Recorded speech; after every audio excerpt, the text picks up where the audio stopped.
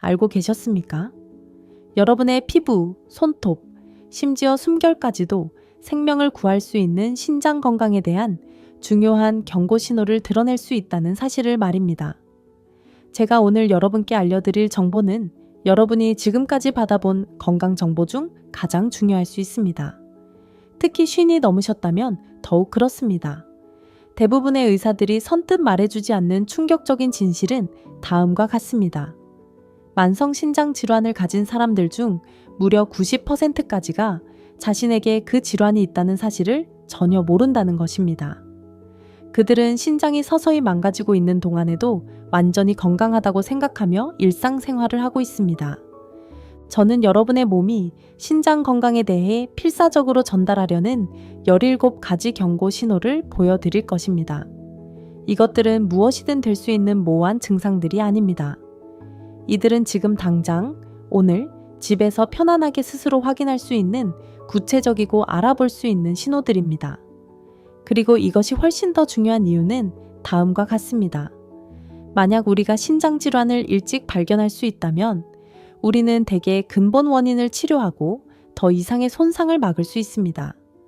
그러나 우리가 이러한 신호들을 놓친다면 그 결과는 참담할 수 있습니다. 여러분의 신장은 우리 몸 전체에서 가장 정교한 기관 중 2개입니다. 이 콩팥 모양의 발전소들은 등 아래쪽, 갈비뼈, 바로 아래 양쪽에 위치하여 여러분을 살아있고 건강하게 유지하기 위해 24시간 내내 작동합니다. 대부분의 사람들은 신장을 단순한 엿거기로 생각하며 혈액에서 독소를 걸러내는 것이 사실이지만 그들은 훨씬 더 많은 일을 합니다.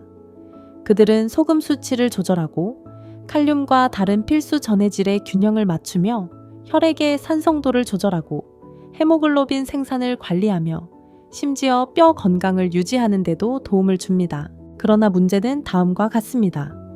신장 질환은 종종 침묵의 살인자라고 불리는데 이는 명백한 증상 없이 수년, 심지어 수십 년 동안 진행될 수 있기 때문입니다. 대부분의 사람들이 뭔가 잘못되었다는 것을 깨달을 때쯤에는 이미 상당한 신장 기능이 손상된 상태입니다. 그렇기 때문에 오늘의 정보는 매우 중요합니다. 저는 여러분께 몸이 신장 문제를 전달하는 미묘한 방법들, 즉 대부분의 사람들이 정상적인 노화나 스트레스로 치부하는 신호들을 인식하는 방법을 가르쳐 드릴 것입니다. 이 정보는 특히 60이 넘으신 분들, 당뇨병이나 고혈압이 있는 분들, 그리고 나이든 친척을 돌보는 분들에게 매우 중요합니다. 사실 신장 질환은 차별하지 않지만 특정 그룹은 훨씬 더 높은 위험에 처해 있습니다. 만약 여러분이 신장 문제에 가족력이 있거나 정기적으로 약을 복용하거나 만성 질환이 있다면 제가 오늘 공유하는 내용에 특히 주의를 기울여야 합니다. 경고 신호 1. 거품이 나는 소변. 신장에 문제가 있다는 가장 초기이자 가장 확실한 신호 중 하나인 거품이 나는 소변부터 시작해 봅시다. 저는 소변을 본 후 몇 초 안에 사라지는 몇 개의 거품을 말하는 것이 아닙니다. 제가 묘사하는 것은 갓 따른 맥주 위에서 볼 수 있는 것과 유사하게 진하고 끈적이는 두꺼운 흰색 거품층입니다.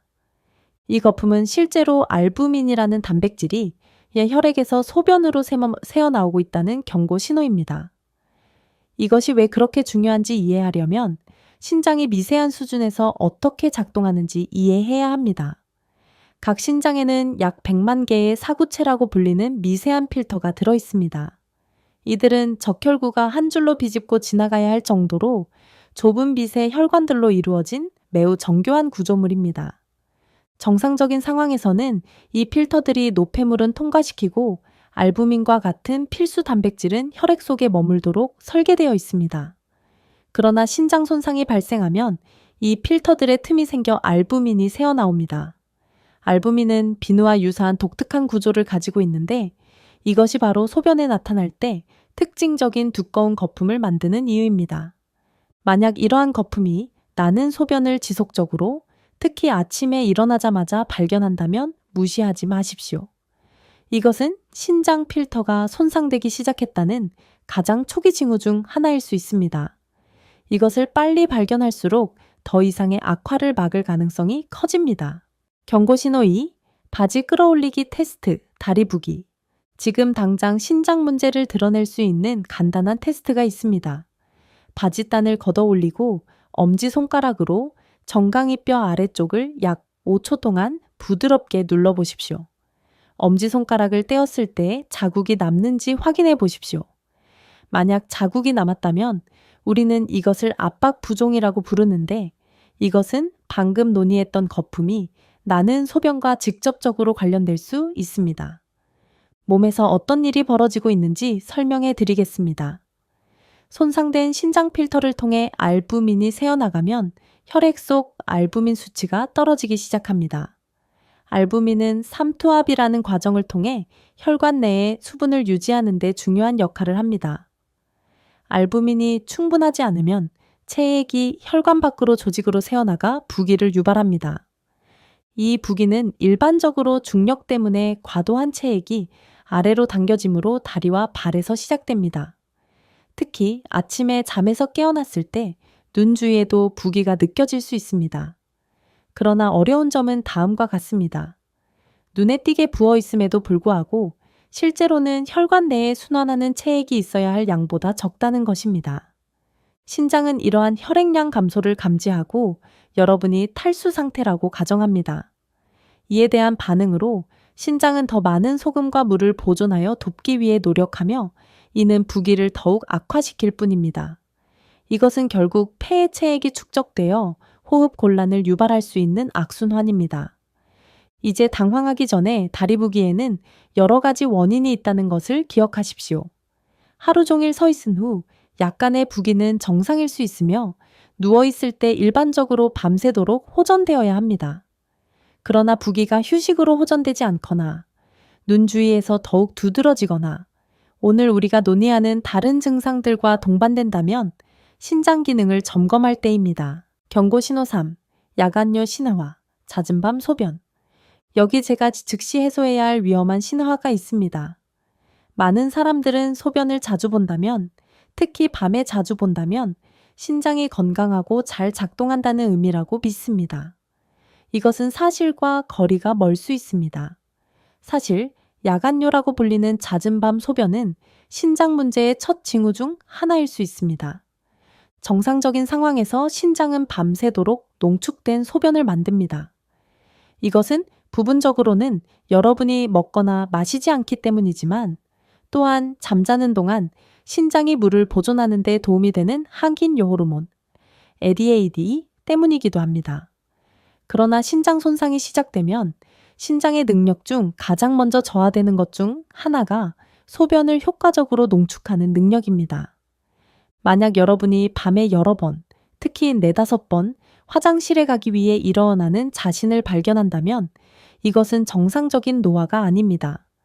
이것은 신장이 자신의 일을 효율적으로 수행하는 능력을 잃어가고 있음을 나타낼 수 있습니다. 여러분의 몸은 노폐물을 제거하려고 노력하지만 신장이 소변을 제대로 농축할 수 없기 때문에 동일한 양의 독소를 제거하기 위해 훨씬 더 많은 소변을 생산해야 합니다. 이것은 특히 노인들에게 우려스러운 일인데 이는 수면 패턴을 방해하고 밤에 화장실에 가는 동안 낙상 위험을 증가시키며 종종 만성 피로로 이어지기 때문입니다. 많은 사람들이 이것을 단지 나이가 드는 것으로 치부하지만 이것은 여러분의 신장이 보내는 초기 경고 신호일 수 있습니다. 경고 신호 내 반반 손톱, 시각적 단서. 지금 당장 여러분의 손톱, 특히 엄지손톱을 살펴보십시오. 일반적으로 손톱 밑부분에 있는 달 모양의 밝은 부분을 보게 될 것입니다. 이것은 아직 발달 중인 손톱 조직을 나타냅니다. 그러나 저는 여러분이 아주 다른 것을 찾아보기를 원합니다. 만약 여러분의 손톱이 2가지 뚜렷한 색을 가지고 있고 아랫부분은 정상적이거나 희끄무레하게 보이고 윗부분은 붉은 갈색을 띈다면 이것을 반반 손톱이라고 부릅니다. 이것은 제가 방금 설명한 정상적인 달 모양이 아닙니다. 이것은 만성 신장 질환과 강한 연관성을 가진 특정 패턴입니다.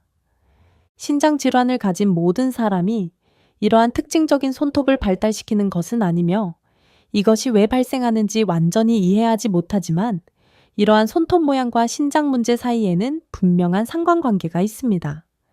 이것은 숙련된 의료 전문가들이 검진 중에 찾는 신체적 징후 중 하나입니다. 반반 손톱의 흥미로운 점은 다른 증상이 명백해지기 전에 신장질환 진행 초기에 상대적으로 일찍 나타날 수 있다는 것입니다.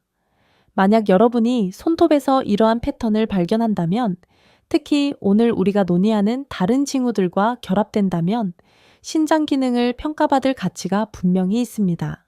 경고신호 5. 인산칼슘 결정. 피부가 이야기를 할 때. 이제 다소 걱정스럽게 들릴 수 있지만 이해하는 것이 여러분의 건강에 매우 중요할 수 있는 것에 대해 이야기해 보겠습니다. 신장이 기능하기 시작하면 인산염이라고 불리는 미네랄을 몸 밖으로 제대로 배출할 수 없게 됩니다. 우리 대부분은 사실 식단에서, 특히 가공식품에서 너무 많은 인산염을 섭취하지만 건강한 신장은 이러한 과잉을 쉽게 처리할 수 있습니다. 그러나 신장 손상이 발생하면 혈액 내 인산염 수치가 상승하기 시작합니다.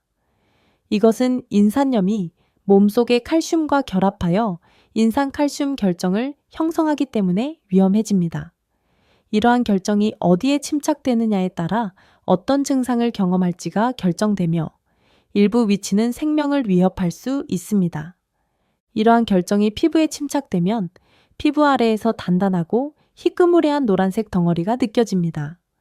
이 상태를 피부 석회증이라고 부르는데, 덩어리 자체는 대개 통증이 없지만 때로는 터질 수 있습니다. 터지면 끈적끈적한 흰색 치약과 매우 흡사한 것이 나옵니다. 이것은 말 그대로 인산칼슘 결정이 여러분의 피부를 통해 몸 밖으로 배출되는 것입니다. 그러나 정말 무서운 것은 다음과 같습니다. 이 동일한 결정들이 혈관 내에 침착될 수 있으며 이는 칼시필락시스라고 불리는 응급 상황으로 이어집니다. 이러한 일이 발생하면 혈관이 막히고 장기와 조직은 충분한 산소를 받지 못하며 심한 경우에는 치명적일 수 있습니다. 이것이 피부 징후를 조기에 인식하는 것이 매우 중요한 이유입니다. 높은 인산염 수치가 혈관에 영향을 미치는 또 다른 방식은 더 미묘하지만 똑같이 위험합니다. 이 개념을 살펴보십시오. 정상적으로 동맥에는 혈류와 압력을 조절하기 위해 수축하고 이완할 수 있는 평활근 세포가 있습니다. 그러나 이러한 세포들이 과도한 인산염에 지속적으로 노출되면 그들은 정체성 위기라고 밖에 설명할 수 없는 것을 겪습니다. 이 근육 세포들은 실제로 뼈 세포처럼 행동하기 시작하여 동맥벽에 직접 인산칼슘 침착물을 생성합니다. 여러분의 원래 유연하고 탄력 있는 동맥은 뼈처럼 단단해집니다. 때로는 피부 아래에서 이것을 실제로 느낄 수 있습니다. 제가 가장 잘 설명할 수 있는 방법은 동맥이 부드럽고 유연해야 할 피부 아래에서 기타줄을 만지는 것과 같은 느낌입니다. 경고신호 6. 극심한 근육 경련. 여러분의 몸은 FGF23이라는 호르몬을 통해 상승하는 인산염 수치를 관리하려고 노력합니다. 이 호르몬은 신장의 소변을 통해 더 많은 인산염을 배출하도록 지시하고 장에는 음식에서 인산염과 칼슘 흡수를 줄이도록 지시합니다. 이는 비타민 D가 활성 형태로 전환되는 것을 막음으로써 이루어집니다.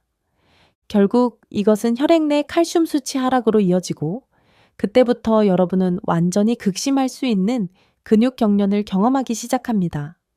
이것은 운동 후 발생할 수 있는 가벼운 경련이 아닙니다. 이들은 심한 경련으로 종종 잠들려고 할 때 밤에 발생하며 깊은 잠에서 깨울 만큼 강렬할 수 있습니다. 그러나 낮은 칼슘 수치만이 신장 질환 관련 근육 경련의 유일한 원인은 아닙니다. 신장 질환 초기에는 낮은 마그네슘 수치나 혈액이 너무 산성으로 변하는 현상도 발생할 수 있습니다. 이러한 모든 전해질 불균형이 심한 경련을 유발할 수 있습니다. 만약 여러분이 최근에 새로운 운동을 시작했거나 활동 수준을 크게 바꾸지 않았는데도 설명할 수 없는 근육 경련을 경험하고 있다면 이것은 신장의 적절한 전해질 균형을 유지하기 위해 고군분투하고 있음을 나타낼 수 있습니다. 이것은 다른 더 명백한 증상이 나타나기 전에 종종 발생하기 때문에 인식하는 것이 특히 중요합니다. 경고신호 7. 키 감소와 뼈 문제. 여기 여러분을 놀라게 할 만한 사실이 있습니다. 신장질환은 문자 그대로 여러분을 더 작게 만들 수 있습니다. 방금 논의했던 인산염 문제로 인해 칼슘 수치가 떨어지면 여러분의 몸은 부갑상선 호르몬을 분비합니다. 이 호르몬은 본질적으로 여러분의 뼈에게 칼슘을 혈류로 방출하기 위해 스스로를 분해하라고 지시합니다. 이것이 일시적으로 낮은 칼슘 문제를 해결하지만 시간이 지남에 따라 어떤 일이 발생하는지 상상할 수 있을 것입니다. 혈액 칼슘 수치를 유지하기 위해 본질적으로 뼈를 희생하고 있는 것입니다. 이는 약하고 부서지기 쉬운 뼈로 이어지며 골다공증이라고 불리는 상태를 유발합니다. 이러한 뼈 약화의 가장 확실한 징후 중 하나는 키 감소입니다. 만약 여러분이 예전보다 몇 센티미터 줄어들었다는 것을 알아차렸다면 이것은 위험 신호여야 합니다. 이것은 단순히 정상적인 노화가 아닙니다. 여러분의 척추가 압박되거나 자신이 알지 못하는 작은 척추 골절이 발생했을 수 있습니다. 사소한 낙상으로 인해 뼈가 부러지는 것, 특히 손목, 척추 또는 고관절 골절은 또 다른 경고 신호입니다. 누군가가 서 있는 높이에서 단순히 넘어져 뼈가 부러진다면 우리는 이것을 취약성 골절이라고 부르며 이는 종종 신장 문제와 관련될 수 있는 기저뼈 질환을 나타냅니다. 경고 신호 8. 잠을 망치는 끈질긴 가려움증. 이제 신장 기능이 저하될 때 축적되는 일련의 독소에 대해 이야기해 보겠습니다.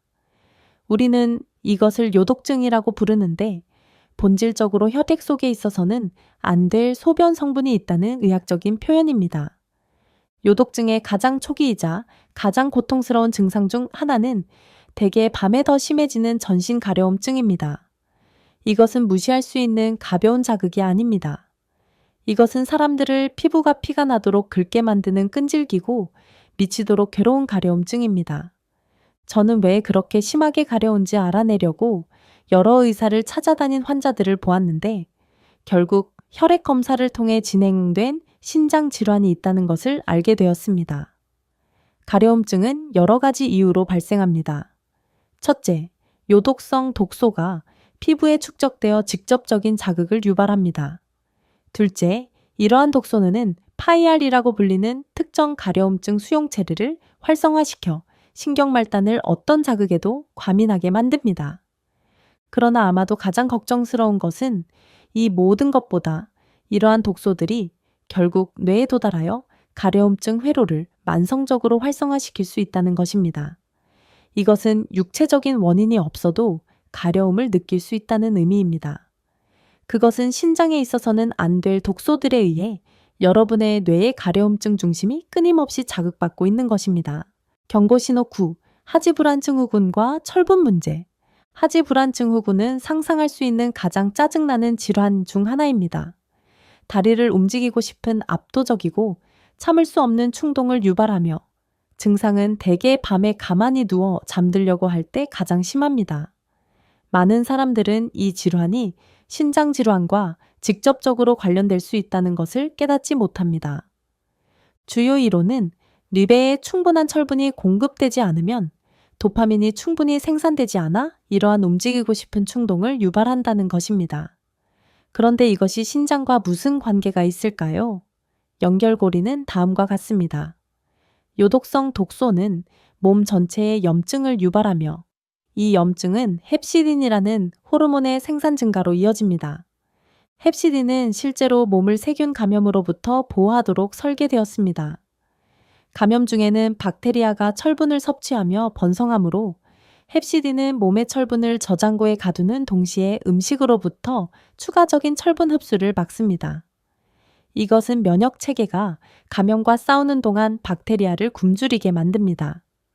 문제는 신장 기능이 악화되고 독소가 축적될수록 헵시딘 수치가 부적절하게 상승한다는 것입니다. 감염이 없더라도 몸은 만성적으로 사용 가능한 철분이 부족합니다. 뇌는 도파민을 생산하는 데 필요한 철분을 이용할 수 없으며 이것이 하지불안 증후군으로 이어집니다. 이것이 신장 질환에서 수면 문제가 그렇게 흔한 이유입니다. 가려움증, 근육경련, 하지불안 증후군 사이에서 편안한 밤잠을 자는 것은 거의 불가능해집니다. 경고신호열, 음식이 금속 맛이 날 때 좋아하는 음식을 막 한 입 베어 물려고 하는데 갑자기 엽전을 핥는 것 같은 맛이 난다고 상상해 보십시오. 이러한 금속 맛은 신장질환에서 매우 흔한 불평이며 우리가 논의해온 요독성 독소 때문에 발생합니다. 혈액에 요독이 축적되면 그 일부가 침으로 들어갑니다. 입안의 정상적인 세균이 이 요독을 암모니아와 다른 화합물로 분해해야 합니다. 이러한 분해 산물은 혀의 특정 미각 수용체를 자극하여 대부분의 사람들이 금속 맛으로 경험하게 만듭니다. 불행히도 이 동일한 화합물들은 숨에서 소변 냄새가 나게 할 수 있는데 이를 요독성 구취라고 부릅니다. 따라서 숨에서 소변 냄새가 나고 음식이 금속 맛이 난다면 신장질환을 가진 많은 사람들이 식욕을 완전히 잃는 것은 놀랄 일이 아닙니다. 그러나 식욕부진은 단순히 나쁜 맛과 냄새보다 훨씬 더 깊은 원인이 있습니다. 요독성 독소는 일반적으로 식중독을 감지하는 데 사용되는 수용체를 활성화하여 뇌에 직접적인 영향을 미칩니다. 뇌에는 혈내장벽이 없는 화학 수용체 유발대가 있는데 이곳은 혈류의 독소를 빠르게 감지할 수 있습니다. 이 영역이 독소를 감지하면 보호 메커니즘으로 몸의 식사를 멈추고 구토하라고 지시합니다. 실제로 독극물에 중독되었을 때는 훌륭하지만 신장 질환을 앓고 있을 때는 치명적입니다. 독소는 이 센서를 지속적으로 자극하여 식욕부진, 메스꺼움, 구토, 그리고 결국에는 의도하지 않은 체중 감소로 이어집니다. 경고신호 11시 쉽게 멍이 들고 출혈이 생김. 여기 또 다른 신장질환 경고신호를 설명하는 간단한 비교가 있습니다. 끊임없이 가구에 부딪히지만 거의 멍이 들지 않는 사람을 생각해 보십시오. 이제 신장질환 환자들을 이와 대조해 보십시오. 그들은 거대하고 어두운 멍이 들고 종종 어떻게 생겼는지조차 기억하지 못합니다. 이것은 요독성 독소가 혈액의 응고 능력을 방해하기 때문에 발생합니다. 정상적으로는 베이거나 다치면 혈소판이라고 불리는 미세한 혈액세포들이 손상된 부위로 달려가 서로부터 자연적인 반창고를 형성합니다. 그러나 신장질환에서는 이러한 독소들이 혈소판을 덜 끈적하게 만들어 몸이 출혈을 멈추기가 훨씬 더 어려워집니다. 이를 닦을 때 잇몸에서 피가 더 쉽게 나거나 코피가 더 자주 나는 것을 알아차릴 수 있습니다. 팔과 다리에 설명할 수 없는 멍을 발견하거나 작은 상처가 예전보다 훨씬 더 오래 피가 멈추지 않는 것을 알아차릴 수 있습니다. 이러한 출혈 경향은 의료시술 중이나 사고를 당했을 때 특히 위험할 수 있습니다. 이것이 신장질환의 조기 발견이 매우 중요한 또 다른 이유입니다. 경고신호 12시 요독성 서리. 몸이 독소를 제거하려는 필사적인 시도. 제가 이제 묘사할 것은 현대의학에서 보기 드문 일이지만 나타난다면 그것은 의학적 응급 상황을 나타냅니다. 요독성 서리는 심한 신부전 환자가 여러 번 투석을 놓쳤거나 치료를 전혀 받지 못한 경우에 발생합니다. 그들의 혈액은 독소로 너무 포화되어 땀을 흘리면 수분이 증발하고 피부에 결정화된 독소의 미세한 흰색 가루가 남습니다. 여러분의 몸이 노폐물로 너무 압도되어 문자 그대로 모공을 통해 그것들을 제거하려고 노력한다고 상상해 보십시오. 땀은 요독과 다른 독소로 농축되고 건조되면 피부 전체에 유령 같은 흰색 코팅을 만듭니다. 마치 누군가가 밀가루나 설탕 가루를 뿌린 것처럼 보입니다. 만약 여러분이 자신이나 사랑하는 사람에게서 이것을 본다면 이것은 즉각적인 의료 조치를 필요로 하는 진행된 신부전의 징후입니다. 현대의학 덕분에 대부분의 사람들은 이 단계까지 진행하지 않겠지만 이 극단적인 발현을 이해해야 하는 것은 신장이 제 역할을 할 수 없을 때 여러분의 몸이 독소를 제거하기 위해 얼마나 필사적으로 더 노력하는지 보여주는 데 도움이 됩니다. 경고신호 13. 신장 질환으로 인한 심장 문제. 여기 여러분을 놀라게 할 만한 사실이 있습니다.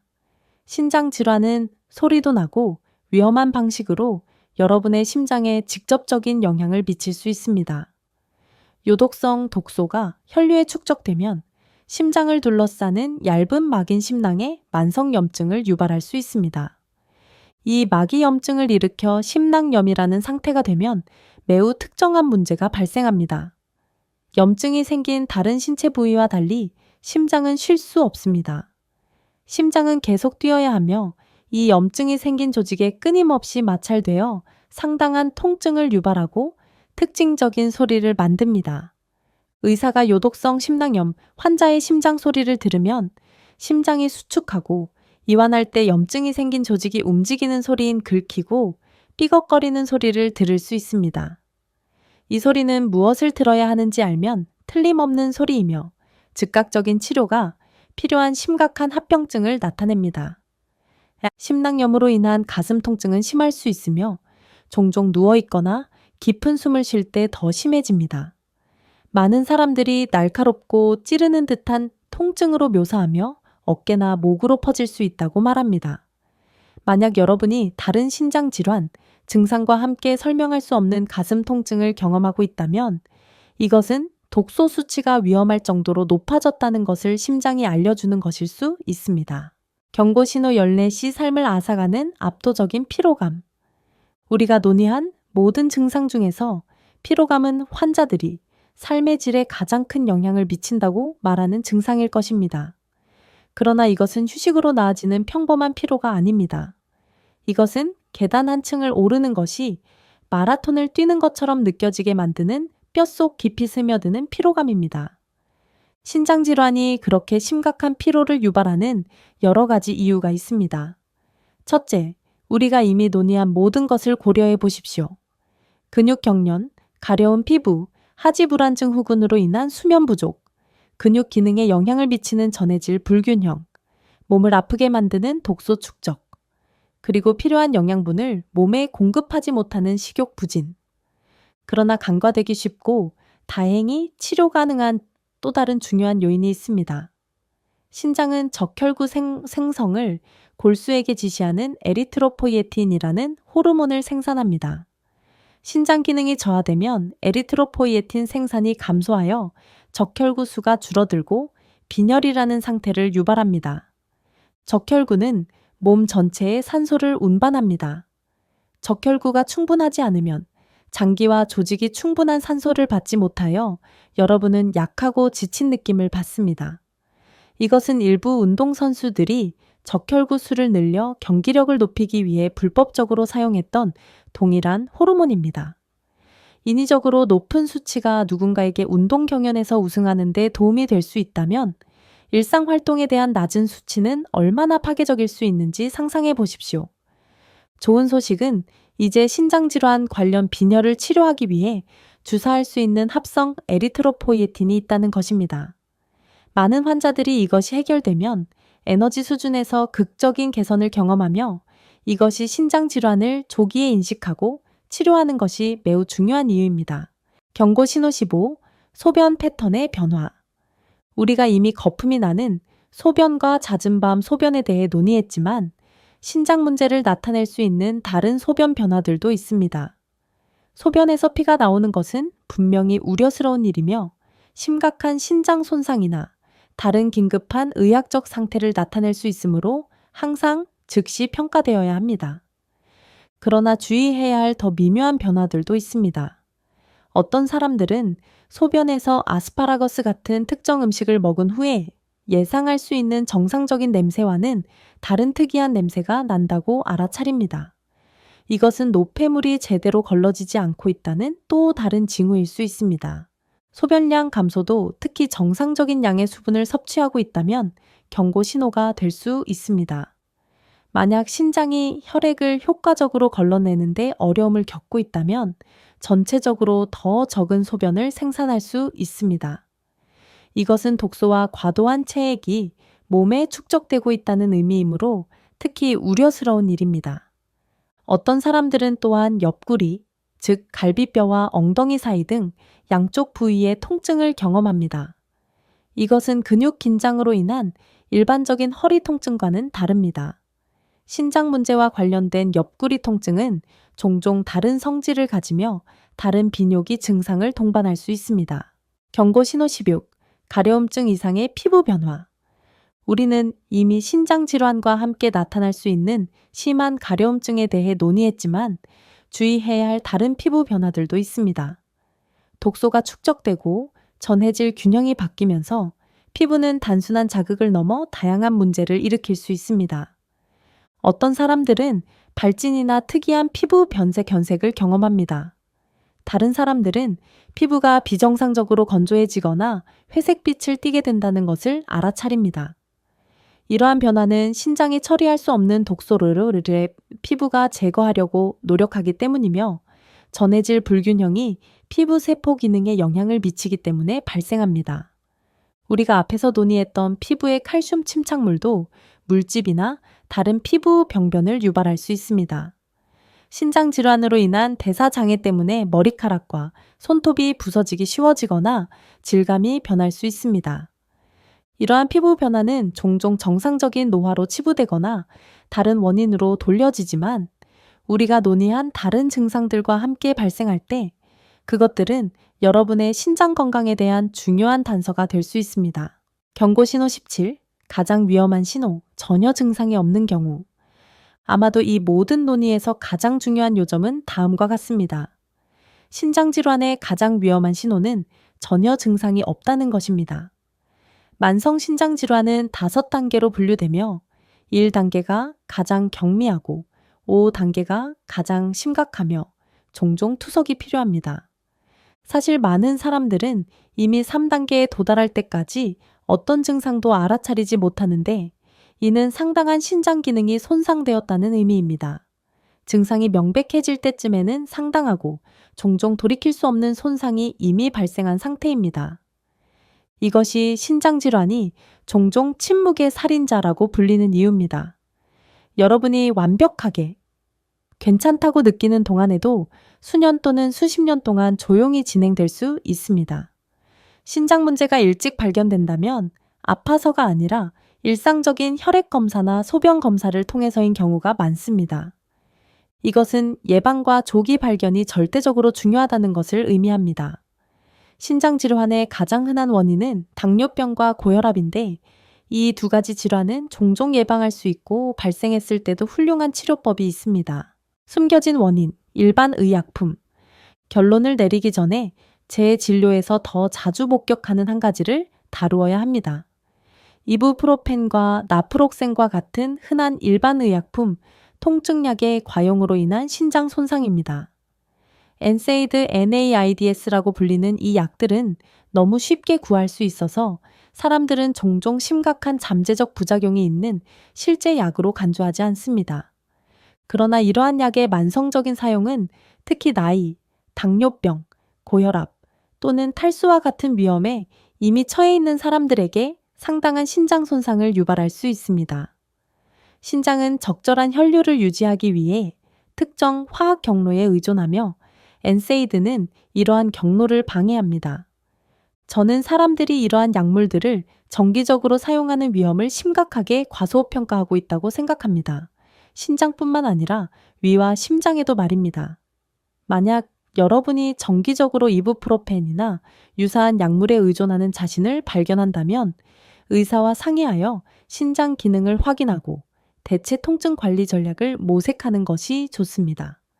만약 여러분이 자신이나 사랑하는 사람에게서 이러한 경고 신호 중 여러 개를 인식한다면 당황하지 마십시오. 그러나 무시하지도 마십시오. 다음 단계는 신장 기능을 평가하기 위한 적절한 검사를 받는 것입니다. 이것은 일반적으로 혈액 검사를 통해 크레아티닌 수치를 확인하고 사구체 여과율을 계산하며 소변 검사를 통해 단백질이나 알부민을 확인하는 것을 포함합니다. 고위험군, 즉 예순이 넘은 분들, 당뇨병이나 고혈압이 있는 분들 또는 신장질환 가족력이 있는 분들을 포함하여 완벽하게 괜찮다고 느껴도 정기적인 검진이 필수적입니다. 조기 발견이야말로 신장 기능을 유지하는 것과 미래의 투석이나 이식을 직면하는 것 사이의 진정한 차이를 만들 수 있습니다. 기억하십시오. 여러분의 신장은 이러한 징후와 증상을 통해 여러분에게 이야기하고 있습니다.